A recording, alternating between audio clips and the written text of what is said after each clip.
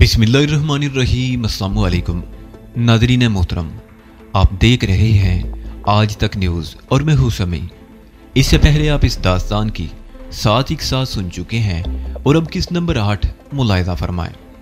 तकरीबन 20 मिनट बाद शार्क उस कमरे में बैठा नाश्ता कर रहा था और सुहेल उसके सामने कुर्सी पर बैठा चाय की चुस्कियां ले रहा था।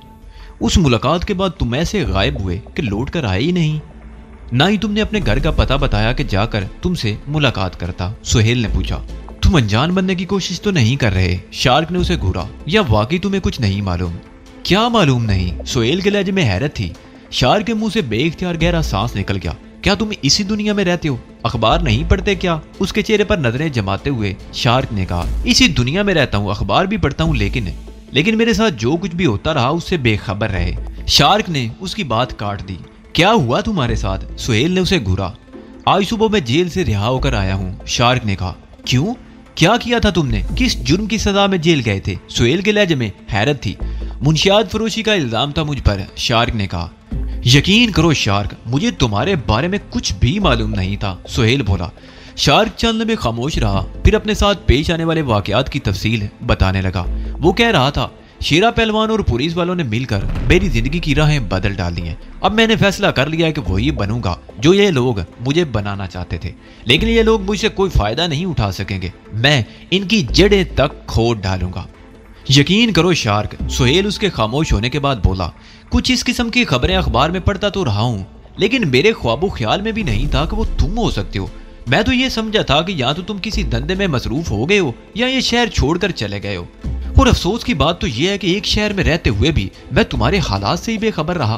खैर छोड़ो इस बात को, ये सब पुरानी बातें हो चुकी हैं, लेकिन ये बताओ कि तुम मेरी क्या मदद कर सकते हो? शार्क ने कहा। तुमने जो फैसला किया है वो अगरचे दुरुस्त नहीं है, लेकिन एक दोस्त होने के नाते मैं तुमसे दामन छुड़ाने की कोशिश नहीं करूंगा। वैसे मेरा मशवरा यही है कि जो कुछ हुआ भूल जाओ, कहीं और चले जाओ। तुमने जिस रास्ते पर चलने का फैसला किया है वो बहुत खतरनाक है, सुहेल ने कहा। कैसे भूल जाऊं यार? शार्क ने गहरा सांस लेते हुए जवाब दिया। मेरे दिल पर इतने जख्म लगे हैं जिनका तुम अंदाजा ही नहीं लगा सकते। जेल से बाहर आने के बाद मैंने शराफत की जिंदगी गुजारने की कोशिश की थी, लेकिन मुझ जैसे लोग शराफत की जिंदगी नहीं गुजार सकते। उन्हें उन खतरनाक रास्तों पर धकेल दिया जाता है जिन पर मुझे धकेला गया है। सोच लो शार्क, सुहेल ने उसके चेहरे पर नजरें जमा दी। मैंने बहुत सोच समझकर फैसला किया है, शार्क ने ठोस लहजे में जवाब दिया। शेरा पहलवान बहुत खतरनाक आदमी है, उसका अंदाजा तुमने लगा लिया होगा। उसे पुलिस की मुकम्मल सरपरस्ती हासिल है। अगर ऐसा ना होता तो वो इस कदर फैल ना जाता, सुहेल ने कहा। उसे सिर्फ इंस्पेक्टर और डीएसपी की सतह तक सरपरस्ती हासिल है उससे। ये तुम्हारी गलत फहमी है, सुहेल ने उसकी बात काट दी। क्या तुम ये समझते हो कि डीएसपी से ऊपर पुलिस के अफसरान उसे नहीं जानते? यहाँ तो आवे का हवाई बिगड़ा हुआ है मेरे दोस्त। अगर कोई मामूली कांस्टेबल भी किसी रक्षे या तांगे वाले से 10 रुपए भी रिश्वत लेता है तो उन 10 रुपयों में उस कांस्टेबल से लेकर पुलिस के आला तरीन अफीसर तक का हिस्सा होता है। अगर ऐसा ना होता तो इस मुल्क में अंधेरी नगरी ना मची होती, माशरे में ऐसे जराइम ना होते। इन पुलिस वालों को दौलत से मोहब्बत की बजाय अपने फर्ज का एहसास होता तो हमारा ये मुल्क जन्नत होता। अगर तुम एक मामूली से पुलिस इंस्पेक्टर के बारे में तहकीकात करो तो तुम्हें पता चलेगा कि उसकी तनख्वाह तो 6-7 हजार रुपए है, लेकिन वो करोड़ों की जायदाद का मालिक है। ये जायदाद उसके नाम नहीं होगी, उसके बैंक अकाउंट में भी चंद रुपए होंगे। सारी जायदाद उसकी बीवी, बेटे, बेटियों और दूसरे रिश्तेदारों के नाम होगी। मैं सिर्फ पुलिस की बात नहीं कर रहा, हर सरकारी महकमे का यही हाल है। हर शख्स इस मुल्क को अपने बाप की जागीर समझकर लूट रहा है। तो क्या तुम ये समझते हो कि मैं भी इस मुल्क को लूटना चाहता हूँ? शार्क बोला। नहीं, मेरा मतलब ये नहीं था, सुहेल ने कहा। तुम कमजोर हो, उनके पास ताकत है, वो तुम्हें उठने से पहले ही कुचल देंगे। कमजोर आदमी तो उस वक्त तक कमजोर होता है जब तक वो अपने आप को कमजोर समझता है, शार्क ने कहा। और मैं जब तक अपने आप को कमजोर समझता रहा ये लोग मुझे ठोकरें मारते रहे, लेकिन उन ठोकरों ने मुझे मजबूत बना दिया है, मुझे ताकत बख्शी है इन्होंने। अब मैं वो शार्क नहीं हूं जो जेल जाने से पहले था। लेकिन तुम अकेले क्या कर लोगे यार? सुहेल ने कहा। वो तो गिरोह हैं, इंसानों के नहीं, खूनख्वार भेड़ियों के गिरोह जो अपने से कमजोर को चीर फाड़ देते हैं। अब वो कम अज कम मेरी चीर फाड़ तो नहीं करेंगे, शार्क बोला। तुम मुझसे सिर्फ इतनी हमदर्दी करो कि मुझे चंद रोज के लिए बस पनाह दे दो, सिर्फ चंद रोज। यार मैंने तुम्हारी मदद करने से इनकार नहीं किया, सुहेल ने कहा, लेकिन ये जगह तुम्हारे लिए महफूज नहीं। तुम 24 घंटे इस कमरे में बंद होकर नहीं रह सकते।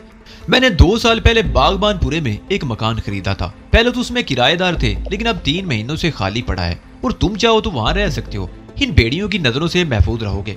लेकिन क्या तुमने मरियम और रजिया के बारे में सोचा है? मैंने तो उन्हें अभी तक देखा भी नहीं, लेकिन तुम्हारी बातों से अंदाजा होता है कि वो तुम्हें बहुत चाहती हैं।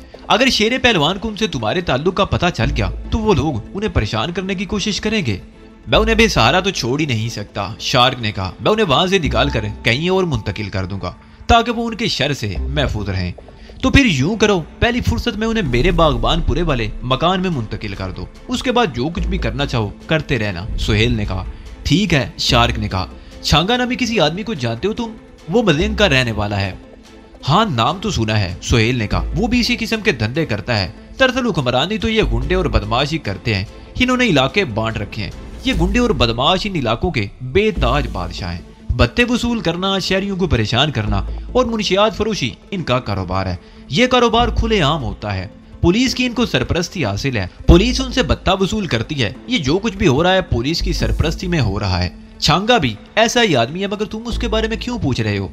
वो मेरी रिहाई से 2 दिन पहले मुझसे मिलने के लिए आया था, शार्क ने बताया। वो शेरे पहलवान से कोई इंतकाम लेना चाहता है। मुमकिन है उनमें कोई कारोबारी रकाबत हो। वो मुझे आलाकार बनाना चाहता है। उसने मेरी तरफ दोस्ती का हाथ बढ़ाया है और मैं उसकी दोस्ती से फायदा उठाना चाहता हूँ। इस तरह शेरे पहलवान और उस जैसे लोगों के खिलाफ मुझे एक सपोर्ट मिल जाएगी। ठीक है, सुहेल ने कंधे उचका दिए।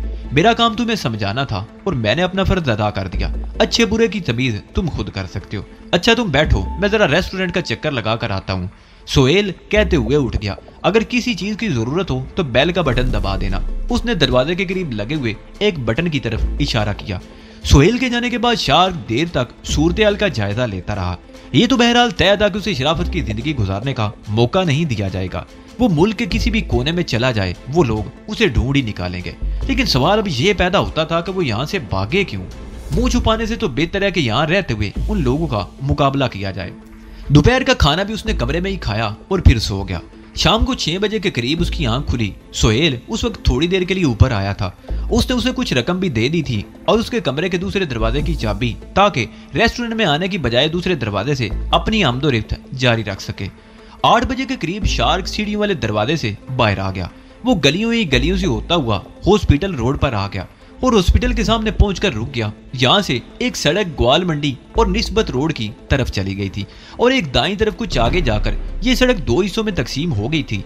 एक शाख तो सीधी मैकलोड रोड की तरफ चली गई थी और दूसरी PGO के सामने रोड से जा मिलती थी। शार्क को अंदाजा नहीं था कि उसे किस तरफ जाना है। उसे रास्तों का कुछ पता ना था। उसे तो यह भी इल्म न था कि मलंग किस तरफ है और बागबानपुरा किस तरफ। उसकी जेब में तकरीबन 1150 रुपए की रकम मौजूद थी। 200 रुपए सुबह उसे जेलर ने दिए थे, जिनमें से कुछ पैसे खर्च हुए थे, और 1000 रुपए सुहेल ने दिए थे। वो कुछ देर तक इधर उधर देखता रहा। बाईं तरफ बांसों वाला बाजार था। उस सड़क पर दोनों तरफ बांसों और टंबर वगैरह की दुकानें थी। यही सड़क आगे जाकर शाह आलमी के चौक से जा मिलती थी। एक रिक्शा शार्क के करीब ही आकर रुका। 2 औरतें रिक्शे से उतरी। वो ड्राइवर को पैसे दे रही थी कि शार्क रिक्शे में बैठ गया। कहाँ जाना है बाबूजी? ड्राइवर ने रिक्शे से उतरने वाली औरतों से पैसे लेकर मुड़कर शार्क की तरफ देखा। मलिंग चौक, शार्क ने जवाब दिया। ओ भाऊ, रिक्शे ड्राइवर ने मुड़कर गौर से उसकी तरफ देखा। जो सुबह मेरे रिक्शे में बैठे थे और पूरे पैसे लिए बगैर भागकर बस में सवार हो गए थे। अरे तुम वही हो? शार्क बोला। कितनी छोटी है ये दुनिया। चंद घंटों में हमारी 2 बार मुलाकात हो गई। तुम्हारे जाने के बाद मुझे एक सुजुकी कार वाले ने बहुत तंग किया था, ड्राइवर ने कहा। वो बार बार पूछ रहा था कि तुम रिक्शे से उतरकर कहाँ गए हो। कौन था वो बाबूजी? पता नहीं वो कौन था, शार्क ने जवाब दिया। और वो माई कौन थी जो सुबह रिक्शे के पीछे भाग रही थी? ड्राइवर ने पूछा। पता नहीं, तुम रिक्शा चलाओ यार, शार्क ने इस मर्तबा खुश्क लहजे में जवाब दिया। रिक्शा हरकत में आ गया। शार्क गहरी नजरों से रास्तों का जायजा ले रहा था। तकरीबन 20 मिनट बाद रिक्शा मलिंग चौक पर पहुंच गया। कहाँ जाना है बाबूजी? मलिंग चौक पर तो हम आ गए हैं, ड्राइवर ने कहा। यहीं रोक लो बस, शार्क बोला। रिक्शा रुक गया। वो मीटर की तरफ देखने लगा। 10 रुपए दे दो बाबूजी, तुम्हारे सुबह के पैसे भी बचे थे, ड्राइवर ने कहा। बड़ा ध्यानदार ड्राइवर था। शार्क ने जेब से 10 का नोट निकालकर उसके हाथ में थमा दिया और रिक्शे से उतर गया। वो एक जगह रुक कर इधर उधर देखता रहा। बड़ी बारूनक जगह थी। कुछ देर वो उसी जगह पर खड़ा रहा। फिर कुछ आगे जाकर एक पान वाले की दुकान पर रुक गया। उस वक्त दुकान पर सिर्फ एक ही गाहक था, वो नौजवान ही था। उम्र 19-20 साल रही होगी। नीली जीन्स और सफेद टी शर्ट जिसके सीने पर मियामी के साहिल की तस्वीर का अक्स छपा हुआ था। उस नौजवान के मुंह में पान था और एक हाथ की उंगलियों में सुलगता हुआ सिगरेट दबा हुआ था। एक आदमी के बारे में कुछ मालूम करना है, शार्क दुकान वाले की तरफ देखते हुए बोला। कौन जी? दुकानदार ने सवालिया निगाहों से उसकी तरफ देखा। छांगा नाम है उसका, यहीं कहीं रहता है, शार्क ने कहा। आपको सौदा चाहिए तो मुझसे ले लें, छांगा को तलाश करने की क्या जरूरत है? वो मेरा दोस्त है, मैं उसे मिलना चाहता हूँ, शार्क ने जवाब दिया। आप सामने वाली सड़क पर चले जाएं, तकरीबन 200 गज आगे बाईं तरफ वाली वो सड़क जो है ना, वहां पर मुड़ जाएं, वहां मोटरों की 2 वर्कशॉपें हैं, उसी सड़क पर छांगे का तबीला है। वैसे आप कहीं बाय से आए हैं क्या? दुकानदार ने कहा। हाँ, मैं कराची से आया हूँ, शार्क ने जवाब दिया और उसका शुक्रिया अदा करते हुए सामने वाली सड़क की तरफ चल पड़ा। ये सड़क भी बड़ी बारौनक थी, तमाम दुकानें खुली हुई थी और बड़ी चहल पहल थी। तकरीबन 200 गज आगे बाईं तरफ कॉर्नर पर एक रेस्टोरेंट था जो गाहकों से भरा हुआ था। रेस्टोरेंट के अंदर बिल्कुल सामने वाली दीवार पर एक ऊंचे शेल्फ पर टीवी रखा हुआ था जिस पर अमृतसर टेलीविजन दूरदर्शन से कोई इंडियन फिल्म चल रही थी। रेस्टोरेंट में गाहकों की तादाद नौजवानों की थी जो बड़े ही नमाक से फिल्म देख रहे थे। शार्क रेस्टोरेंट के साथ वाली सड़क पर मुड़ गया। उस सड़क पर जरा आगे मोटरों के लातादाद वर्कशॉप्स थे। सड़क के दोनों किनारों पर टूटी फूटी गाड़ियों के ढांचे पड़े थे। सिर्फ 2 वर्कशॉप खुले थे और बाकी सब बंद हो चुके थे। तकरीबन 100 गज आगे दाईं तरफ उन्हीं वर्कशॉप के बीच में लकड़ी का एक ऊंचा गेट था। गेट खुला हुआ था, अंदर चंद तांगे खड़े थे। गेट के अंदर अंधेरा था। शार्क ने इधर उधर देखा और गेट में दाखिल हो गया, लेकिन अभी चंद कदम ही आगे बढ़ा था कि एक आदमी तारीकी से निकलकर उसके सामने आ गया और उसने चादर की बुक्कल मार रखी थी। कौन हो तुम? कहां मुंह उठाए चले आ रहे हो? किससे मिलना है? उसके लहजे में सर्द बोरी थी। मेरा नाम शार्क है, छांगा से मिलना है, शार्क ने जवाब दिया। उस चादर पोश को अचानक ही अपने सामने देखकर शार्क के दिल की धड़कन तेज हो गई थी। छांगा से क्या काम है? कहां से आए हो? उस शख्स ने शार्क को घूरा। उससे जाकर कह दो शार्क जेल से रिहा होकर आ गया है, शार्क ने जवाब दिया। वो शख्स चंद लम्हे खामोश उसे घूरता रहा और फिर उसने शार्क का लिबास थपथपा कर यह चेक किया कि उसके पास किसी किस्म का असला तो नहीं। ऐसा करते हुए उसकी चादर में छुपी हुई राइफल की नाल शार्क से टकरा गई। मेरे साथ आओ, वो शख्स सीधा होते हुए बोला। शार्क उसके साथ चल पड़ा। घोड़ों की लीड की भू फिदा में रची हुई थी। जगह जगह तांगे खड़े थे, चंद घोड़े भी बंधे हुए थे। ये वसी अरीज हाथा था जिसके आखिर में किसी कदम कदीम तर्ज का एक शिकस्ता सा गुंबद भी था। दाईं तरफ 3-4 कमरे बने हुए थे। लाहौर में ऐसे हाथे बकसरत पाए जाते थे। ये तमाम दरअसल मुगलिया दौर के मिजार थे। उनमें से बेशतर ऐसे थे जिन पर छांगा जैसे लोगों ने कब्जा कर रखा था। वो शख्स एक जगह रुक गया। जीरे, ओए जीरे, उसने किसी का नाम लेकर पुकारा। एक आदमी एक कमरे से निकलकर उसके करीब आ गया। इस बाऊ को छांगे उस्ताद के पास ले जाना, कहता है आज ही जेल से आया हूँ। अजीब सा नाम बताया इसने। क्या नाम है बाऊ? वो शार्क की तरफ देखने लगा। शार्क ने जवाब दिया। आओ मेरे साथ, जीरे ने कहा। शार्क उसके साथ चल पड़ा और दूसरा आदमी गेट की तरफ वापस चला गया। कुछ ही देर बाद शार्क छांगा के सामने मौजूद था। छांगा एक कमरे में बिछी हुई दरी पर बैठा हुआ था और 2 आदमी और भी थे। वो शार्क को देखकर एक झटके से उठ गया। बिस्मिल्लाह, वो शार्क को गर्मजोशी से अपने साथ लिपटाते हुए बोला। मेरा शार्क बाबू आ गया है, ओए मैं सत बिस्मिल्लाह करा। वो शार्क से इस तरह मिला था जैसे बिछड़ा हुआ भाई या बहुत करीबी अजीज हो। बैठो शार्क बाबू। छांगा उसे लेकर दरी पर बैठ गया। मेरा दिल कहता था तुम जरूर आओगे।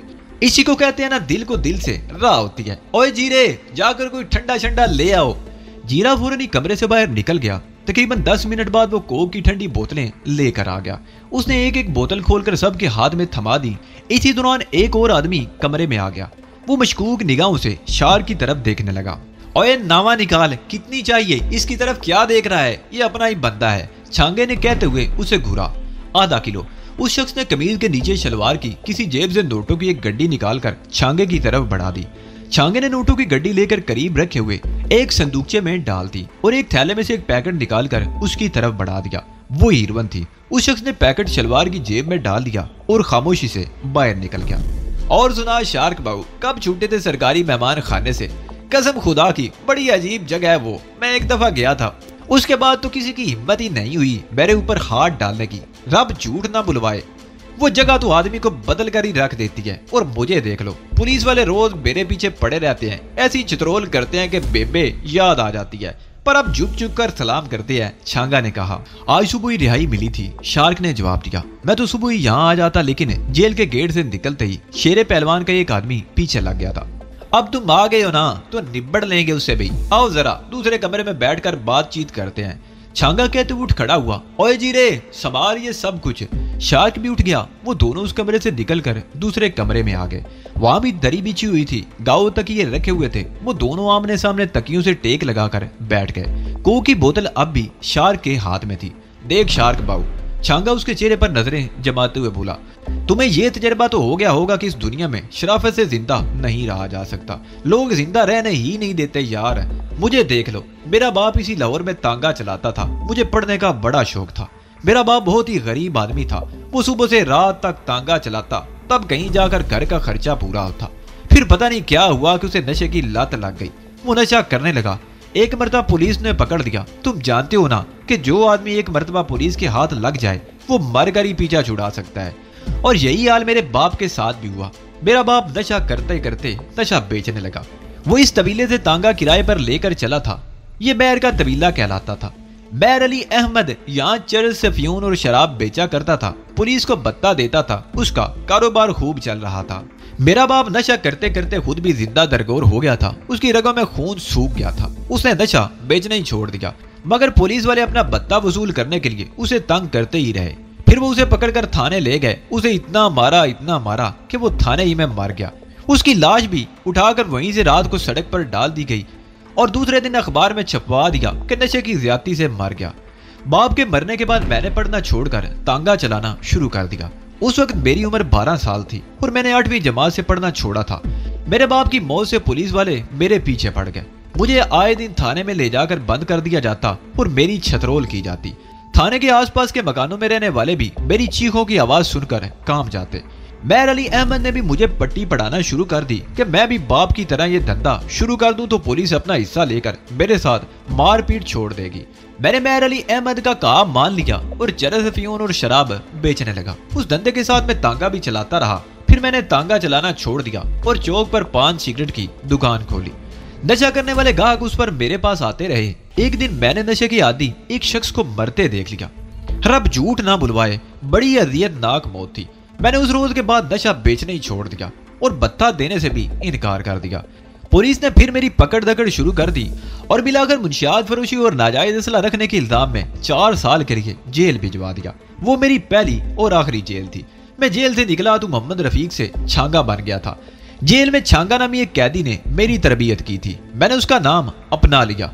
आज मेहर अली अहमद का ये तवील इलाका मेरी मलकियत है। वही पुलिस वाले जो मेरी चथरोल किया करते थे आज झुक झुक कर मुझे सलाम करते हैं। मैं यहाँ खुलकर ये काम करता हूँ। किसी पुलिस वाले को मेरे पास आते हुए झांकने की हिम्मत नहीं होती। वो मेरे आदमियों की तरफ आंख उठाकर भी नहीं देखते।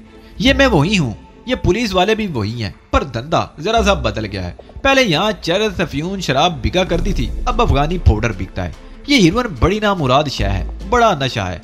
अपने मुल्क से भाग कर आने वाले अफगानियों ने हमारे मुल्क को तोहफे में दिए हैं।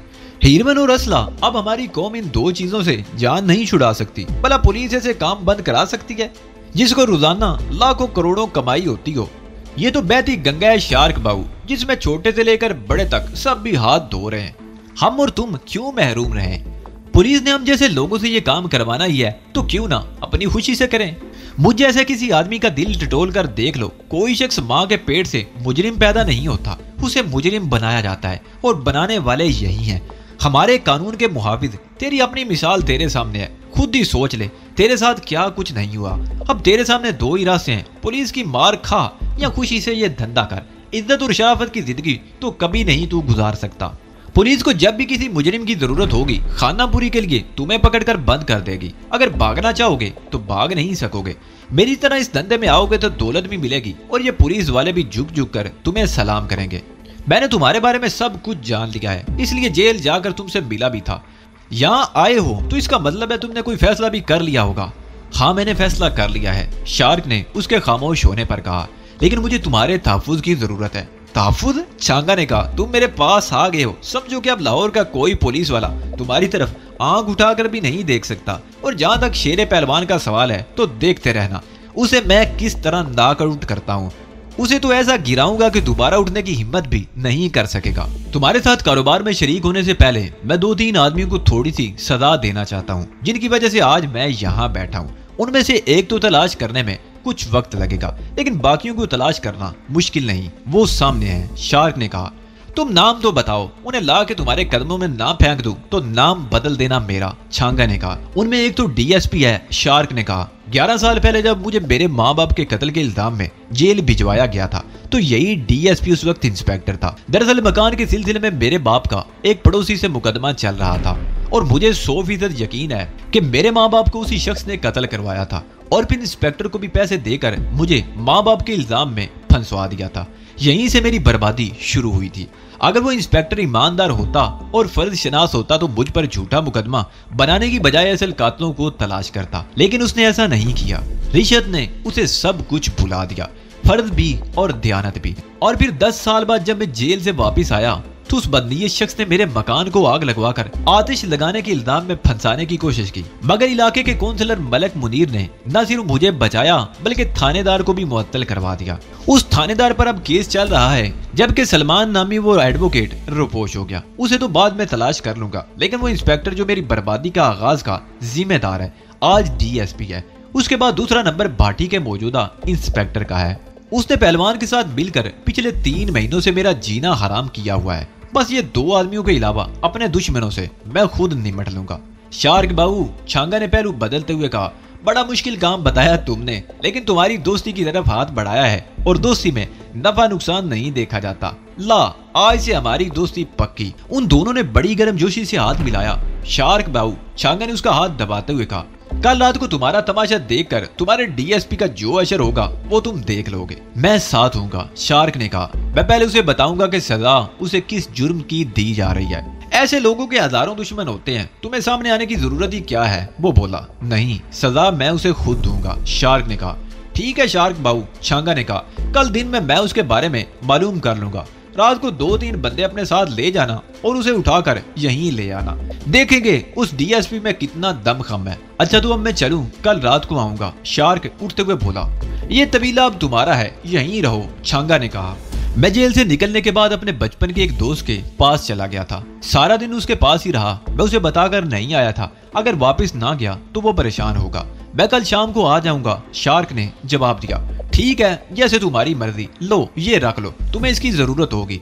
उसने नोटों की एक गड्डी निकाल कर शार्क के हाथ में थमा दी। 100 के नोटों की गड्डी थी, जिसे शार्क ने पतलून की जेब में ठूंस लिया और छांगा से हाथ मिलाता हुआ तबीले से बाहर आ गया। जब वो चौक से रिक्शे पर बैठ रहा था तो उसके होंठों पर खफीफ सी मुस्कुराहट थी। शार्क ने जिस रास्ते का इंतखाब किया था वो वाकई ही बहुत खतरनाक था, लेकिन वो उस रास्ते पर खुद नहीं आया था, बल्कि उसे धकेला गया था। उसे मजबूर किया गया था उस रास्ते पर चलने के लिए। छांगा से मुलाकात के बाद जब वो सोहेल के रेस्टोरेंट वाले कमरे में पहुंचा तो रात के 11 बज चुके थे। रेस्टोरेंट में इस वक्त भी चंद गाहक बैठे हुए थे। ये वो लोग थे जो रेस्टोरेंटों में बैठकर चाय की एक प्याली पर घंटों सियासत पर गुफ्तगू करते रहते हैं। उनकी बातों से ये तासर मिलता है जैसे उन्हें मुल्की और बैनुल अक़वामी सियासत पर मुकम्मल उबूर हासिल है। उनकी तजावीज़ और मशवरों पर अमल कर लिया जाए तो दुनिया जन्नत बन जाएगी। शार्क गली में सीढ़ी वाले दरवाजे से आया था और ऊपर वाले कमरे का दरवाजा उसने खोला था जो सोहेल ने उसे चाबी दी थी उससे। जब वो दरवाजा खोलकर अंदर दाखिल हुआ तो सोहेल पहले से मौजूद था और बैठा खाना खा रहा था। मैं आमतौर पर रात का खाना 10 बजे खा लेता हूँ। सोहेल उसे देखकर बोला, आज मैंने तुम्हारा इंतजार किया मगर तुम नहीं आए तो भूख बर्दाश्त से बाहर होगी। आओ तुम भी आ जाओ। भूख तो मुझे भी लग रही है। शार्क क्या तो उसके सामने दूसरी कुर्सी पर बैठ गया। तुम इस वक्त रेस्टोरेंट में नहीं बैठते क्या? कभी कभी तो देर तक बैठा रहता हूँ। वैसे आमतौर पर इस वक्त तक शायद काउंटर पर बैठ जाता है। ये लड़का है 6 साल से मेरे पास काम कर रहा है। इसकी वजह से मुझे बहुत सी सहूलतें मिल गई हैं, आराम करने का मौका भी मिल जाता है। सोहेल ने कहा। खाने के बाद सोहेल ने चाय मंगवाई। चाय पीने के बाद शार्क उठ गया। कहाँ जा रहे हो? सोहेल ने सवालिया निगाहों से उसकी तरफ देखा। मैं जरा माँ जी और रजिया से मिलने जा रहा हूँ। शार्क ने जवाब दिया। तुम्हारा वो मकान मुझे कब मिल सकेगा? मैं चाहता हूँ कि माँ जी और रजिया को वहाँ मुंतकिल कर दूं, क्योंकि उनका यहाँ रहना अब ठीक नहीं होगा। शेरे पहलवान के आदमी या पुलिस उन्हें तंग करती रहेगी और मैं नहीं चाहता कि उन्हें किसी किस्म की परेशानियों का सामना हो। कल सुबह शायद को ले जाना। सोहेल ने कहा। वो सफाई वगैरह कर देगा और फिर तुम चाहो तो उन्हें वहाँ मुंतकिल कर सकते हो। ठीक है, अभी वापसी पर शायद मुझे देर हो जाए, परेशान मत होना। शार्क कहता हुआ दरवाजे से बाहर निकल गया। दरवाजे का ऑटोमेटिक लॉक खुद ब खुद बंद हो गया। शार्क मुख्तलिफ गलियों से होता हुआ हॉस्पिटल रोड पर आ गया और अखबार मार्केट के सामने से गुजरकर मेन रोड पर आ गया। वो लोहारी दरवाजे की तरफ मुड़ने की बजाय दाईं तरफ मुड़ गया और सड़क के सामने एक गली में दाखिल हो गया और फिर कदीम लाहौर की भूल भुलैया नुमा गलियों से होता हुआ माई मरियम के मकान के सामने पहुंच गया। रात का 1 बज चुका था। गलियां तारीक और सुनसान थी। उसने मकान के सामने रुककर मोहताज निगाहों से इधर उधर देखा और दरवाजे पर हल्की सी दस्तक थी। सुबह जेल के गेट पर वो जिस हाल में अपनी मां को छोड़कर भागा था, उसके पेशे नजर उसे यकीन था कि मरियम ने पूरा दिन रो रो कर गुजारा होगा और इस वक्त भी वो रो रही होगी। उसका अंदाजा दुरुस्त निकला। उसने दस्तक अगरचे बहुत नरमी से दी थी, लेकिन चंद सेकंड बाद ही दरवाजा खुल गया। दरवाजा खोलने वाली मरियम ही थी। उसने दुपट्टा पट्टी की तरह बांध रखा था। शार्क ने अंदर दाखिल होते ही झुककर मरियम के पैर पकड़ लिए। मुझे माफ कर दे माँ जी, शार्क बेइख्तियार रो दिया। मैंने जेल में आपसे मुलाकात करने से इनकार कर दिया था और आज सुबह जेल के गेट पर मैंने जो कुछ भी किया मुझे अफसोस है माँ जी। आपको अंदाजा नहीं कि मेरे दिल पर कैसे कैसे छुरियां चलती रही हैं। मैंने जो कुछ भी किया मुझे माफ कर दे माँ जी। हाँ पुत्र, मुझे यकीन था तू जरूर आएगा। मरियम ने उसे कहते हुए अपने कदमों से उठाकर अपने सीने से लगा लिया। मेरे दिल में कोई खोट नहीं। मैंने तुम्हें अपना दूध तो नहीं पिलाया, लेकिन मेरे दिल में तेरे लिए ममता जैसी तड़प जरूर है। मैं जानता हूँ माँ जी, मैं जानता हूँ, शार्क बोला। माँ कौन है? कमरे से रजिया की आवाज सुनाई दी। मरियम ने शार्क का नाम लेने के लिए मुंह खोला ही था कि शार्क ने उसके मुंह पर हाथ रख दिया। ऊंची आवाज में, मेरा नाम ना ले माँ जी, अंदर चले। वो दोनों कमरे में आ गए। रजिया शार्क को देखकर उससे लिपट गई। वो भी जारो कतार रो रही थी। हमने ऐसा कौन सा जुर्म किया था भाई जो आप हमें छोड़कर चले गए थे? रजिया ने रोते हुए कहा। जुर्म तो मेरा था रजिया बहन, शार्क ने कहा। मेरी वजह से तुम लोगों को जिल्लत और रुसवाई का जो सामना करना पड़ता रहा है, उस पर मुझे अफसोस है। सुबह माँ जी से मैं इसलिए दामन छुड़ाकर भागा था कि मेरा एक दुश्मन भी जेल के दरवाजे पर मौजूद था। वो बहुत खतरनाक लोग हैं और उन्हें पुलिस की सरपरस्ती हासिल है। अब तक तो वो लोग मुझे सिर्फ परेशान ही करते रहे हैं, लेकिन मुझे शुबा था कि माँ जी को मेरे साथ देखकर वो तुम लोगों को भी परेशान करना शुरू कर देंगे। लेकिन अब मैंने बंदोबस्त कर लिया है। अब कोई बाई का लाल मेरी तरफ उंगली भी नहीं उठा सकेगा। अब मैं 24 घंटे तुम लोगों के साथ तो नहीं रहूंगा, इसलिए मैंने तुम लोगों के लिए बंदोबस्त भी कर लिया है। तुम लोग कल मेरे साथ चलोगी। कहाँ? मरियम ने चौंक कर उसकी तरफ देखा। यहाँ तुम लोगों का अकेले रहना ठीक नहीं है, शार्क ने जवाब दिया। मैंने बागबानपुरा में एक मकान का बंदोबस्त कर लिया है। कल रात तक अपनी जरूरी चीजें समेट लेना, बहुत जरूरी चीजें, ज्यादा से ज्यादा ट्रंक, फालतू कोई चीज नहीं। नए घर में हर चीज मौजूद होगी और यहाँ किसी को बताने की जरूरत नहीं कि तुम लोग कहाँ जा रहे हो। मैं कल रात 10 और 11 बजे के दरमियान आऊंगा। तुम दोनों मेरे साथ चलोगी। तो क्या हमें चोरों की तरह ये घर छोड़ना पड़ेगा? मरियम बोली। कुछ अरसे की बात है माँ जी, उसके बाद हम फिर आ जाएंगे, शार्क ने कहा। बात क्या है, मुझे बताता क्यों नहीं? मरियम ने उसे घूरा। आप सब कुछ जानती हैं माँ जी, शार्क ने जवाब दिया। बाद लोग पुलिस के साथ मिलकर बिला वजह मेरे दुश्मन बन गए हैं। मैं चंद रोज के लिए बाहर जाना चाहता हूँ। मुझे शुबा है कि मेरी अदम मौजूदगी में वो लोग आपको परेशान करेंगे, इसलिए मैंने इस मकान का बंदोबस्त किया ताकि वो लोग आपको कोई नुकसान ना पहुंचा सके। अच्छा मैं चलता हूँ। कल रात 10 बजे आप लोग तैयार रहिए। थोड़ी देर तो बैठो ना भैया, मैं आपके लिए चाय बना कर लाती हूँ, रजिया ने कहा। इसने तुम्हारे गम में सुबह से कुछ नहीं खाया शार्क बेटे, मरियम ने उसे बताया। माँ खाया तो तुमने भी कुछ नहीं, सुबह से रो रो कर हलकान हो रही हो, रजिया बोली। शार्क के दिल पर गुमसा सा लगा। वो बारी बारी उन दोनों के चेहरे देखने लगा। अच्छा चलो तुम रोटी पकाओ, मैं तुम लोगों को खिला कर जाऊंगा, शार्क बोला। रोटी तो मैंने शाम को पकाई थी, लेकिन ना इसने कुछ खाया और ना मैंने। मैं सालन गर्म करती हूँ, तुम भी कुछ खा लेना, मरियम कहते हुए उठ गई। मरियम बावर्ची खाने में चली गई और शार्क रजिया से बातें करता रहा और फिर उन दोनों के साथ उसे भी थोड़ा बहुत खाना पड़ा था। और जब वो मकान से बाहर निकला तो 3 बज रहे थे। उसने उन दोनों को एक बार फिर ताकीद की कि कल रात 10 बजे तैयार रहें और दरवाजे से बाहर निकलकर तेज कदमों से तंगो तारीकपुर पीच गलियों में चलने लगा। जब वो रेस्टोरेंट के ऊपर सोहेल के कमरे में पहुंचा तो सोहेल कालीन पर चादर बिछाए सो रहा था। शार्क को समझने में देर न लगी कि सोहेल ने पलंग शार्क ही के लिए खाली छोड़ दिया था। शार्क ने जूते उतार कर एक तरफ रखे और बिस्तर पर लेटते ही सो गया। रेस्टोरेंट का कारोबार सुबह 6 बजे शुरू हो जाता था। 7 बजे तक शायद काउंटर संभालता था। फिर सोहेल नाश्ता करके नीचे चला जाता था। शार्क अगरचे 3 साढ़े 3 बजे के लगभग सोया था। सुबह 6:30 बजे उसकी आंख खुली थी। सोहेल उस वक्त तक जाग चुका था। शार्क भी मुंह हाथ धोने के लिए तैयार हो गया। 7 बजे उन्होंने इकट्ठे ही नाश्ता किया और 7:30 बजे शार्क शायद को लेकर निकल गया। जब वो बागबानपुरे पहुंचे तो 8:30 बज चुके थे। बागबानपुरा टेलीफोन एक्सचेंज बिल्डिंग के करीब वाके रोड पर वसी अरीज कोठियों के अकब में मुतवस्सित तबके की आबादी पर मुश्तमिल वो इलाका साफ सुथरा था। वो रिक्शे से उतरकर एक गली में दाखिल हो गए। वो उस गली का तीसरा मकान था। शार्क के अंदाजे के मुताबिक वो मकान एक कनाल पर मुश्तमिल था।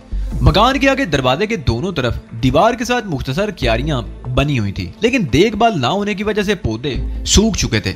शायद ने जेब से चाबी निकालकर दरवाजा खोला और वो दोनों अंदर दाखिल हो गए। एक मुख्तसर सा पुख्ता सेन था और कमरे थे, एक ड्राइंग रूम और 3 बेडरूम। किचन में कैबिनेट बने हुए थे। तमाम कमरों में पंखे और मरकरी ट्यूब लाइट्स लगी हुई थी। मैं हर महीने यहाँ आता हूँ जी, सफाई वगैरह करके जाता हूँ, जो बिल वगैरह आते हैं वो भी ले जाता हूँ। सोहेल साहब बिल हर महीने बाकायदगी से जमा करवाते हैं ताकि बिजली, गैस या पानी की लाइन ना कट जाए। शायद ने बताया। मेरा ख्याल है फर्श और दीवारें वगैरह जरा झाड़नी होंगी। शार्क बोला। 10 दिन पहले यहाँ की सफाई करके गया था, फिर भी थोड़ी बहुत झाड़ पोंछ तो करनी होगी। और यहाँ पर दूसरा फर्नीचर भी सेट करना पड़ेगा। सारा फर्नीचर इस कमरे में बंद पड़ा है, शायद ने कहा। शार्क ने वो कमरा खुलवा कर देखा। निवाड़ी, पलंग, सोफे, कुर्सियां, सेंट्रल टेबल और घर में इस्तेमाल होने वाला सारा फर्नीचर यहाँ मौजूद था। ऐसा करो, तुम झाड़ पूछ कर लो, मैं थोड़ा सा सामान ले आऊं। यहाँ बाजार कहाँ है जहाँ हर चीज मिल सके? शार्क ने कहा। मेन रोड से तांगे पर बैठ जाएं। बागबानपुरा का बाजार बहुत मशहूर है, हर चीज मिल जाएगी आपको। आप इत्मीनान से जाएं जी, मैं ये सारी चीजें सेट कर दूंगा। सोहेल साहब ने मुझे सब कुछ बता दिया था। 10 बजे तक मुन्ना भी आ जाएगा, यूं मिनटों में काम खत्म हो जाएगा। शायद ने कहा। शार्क मुस्कुरा दिया। मुन्ना भी रेस्टोरेंट का वेटर था। शार्क शायद को मकान में छोड़कर बाहर आ गया। सामने वाले मकान के दरवाजे पर 2 औरतें खड़ी थी। वो इसी तरफ देख रही थी। शार्क रोड पर आकर तांगे में बैठ गया। बागबानपुरा बाजार बहुत लंबा चौड़ा था। उसका एक सिरा शालामार बाग की दीवार तक चला गया था। शार्क 2-3 मरतबा माँ बाप के साथ शालामार बाग की सैर को आया था, मगर ये बाजार उसने कभी नहीं देखा था। शायद ने ठीक ही कहा था, यहाँ जरूरत की हर चीज मौजूद थी। बकोल शेख से सुई से हाथी तक दस्तयाब था। रात को छांगे ने नोटों का जो बंडल दिया था वो शार्क की जेब में ही था। वो घर की जरूरत की चीजें खरीदता रहा। जब वो लदा बुदा वापस पहुंचा तो 11:30 बज रहे थे। मकान के सामने एक रेड़ा खड़ा था। मुन्ना और शायद उस पर लदा हुआ फ्रिज उतार रहे थे। ये वही फ्रिज था जो रेस्टोरेंट के ऊपर वाले कमरे में रखा हुआ था। फ्रिज और शार्क का लाया हुआ सामान अंदर पहुंचा दिया गया। शायद कमरों, फर्श और दीवारों की झाड़ पूंछ कर चुका था। एक कमरे में भरा हुआ फर्नीचर निकालकर वो सेन में रखने लगे और फिर तीनों मिलकर फर्नीचर साफ करने लगे। 3 बेडरूम्स थे और उसी हिसाब से पलंग भी थे। जब वो सारा सामान सेट करके निकले तो दोपहर के 4 बज रहे थे। बाहर निकलते ही शार्क की नजर उस औरत पर पड़ गई जो सामने वाले मकान के दरवाजे में खड़ी थी।